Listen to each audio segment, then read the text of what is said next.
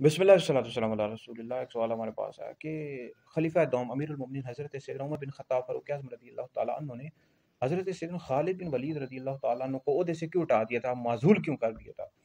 देखिए, हज़रत सैयदना फ़ारूक आज़म रज़ियल्लाहु ताला अन्हु ने अपनी खिलाफत के इब्तिदाई दौर में ये शाम में मौजूद थे, जो फ़ौज के सरबराह थे, कमांडर थे, हज़रत सैयदना खालिद बिन वलीद रज़ियल्लाहु ताला अन्हु को ओहदे से माज़ूल कर दिया था। उसकी जगह हज़रत सैयदना अबू उबैदा बिन अल जर्राह रज़ियल्लाहु ताला अन्हु को सरबराह मुक़र्रर कर दिया। इसकी बहुत ज़्यादा हिकमत थी, चूँकि आप खलीफा राशिद भी थे, आप समझते भी थे इन चीज़ों को।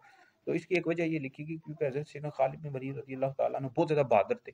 तो आप बहुत ज़्यादा ख़तरात मोल लिया करते थे, जिसकी वजह से मुसलमानों को बहुत ज़्यादा नुकसानात का अंदेशा था, यानी नुकसानात मुस्तक़बिल में पहुँच सकते थे। तो सैयदना फ़ारूक आज़म रज़ियल्लाहु ताला अन्हु बहुत बड़ी हस्ती हैं, खलीफा राशिद भी थे, नबी करीम अलैहि सलाम के साथी भी हैं।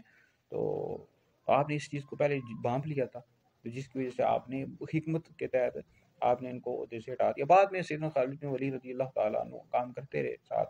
तो बहरहाल ये सैयदना फ़ारूक आज़म रज़ियल्लाहु ताला अन्हु की हिकमत थी, जो बाद में दुरुस्त भी साबित हुई। ठीक है जी। तो इस हवाले से बाद लोग इतराज़ करते हैं, लेकिन सैयदना फ़ारूक आज़म रज़ियल्लाहु ताला अन्हु ने हिकमत के तहत, मसलहत के तहत आपको ओहदे से माज़ूल किया था।